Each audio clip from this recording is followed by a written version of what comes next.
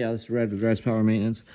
I got this bolt here that I'm going to be screwing or driving in with my Koken 3/8 flex drive flex head ratchet. And I want to show you the lack of back drag here. It's still pretty loose in there. I can still turn it by hand.